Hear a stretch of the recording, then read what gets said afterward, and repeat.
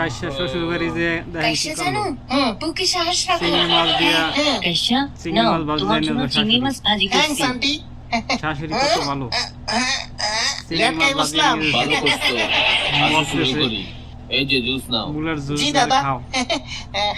হইছে এর থ্যাঙ্কস ভিতরে শ্বশুর আবে শ্বশুর এসে আবার কি করে দেখো কি সুন্দর গন্ধ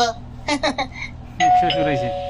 কে রে দাঁড়াও আমি শ্বশুর মশাই খুলছি এসে বাবা শ্বশুর আব্বা হ্যাঁ শ্বশুর মেরে বেড়াইতে যে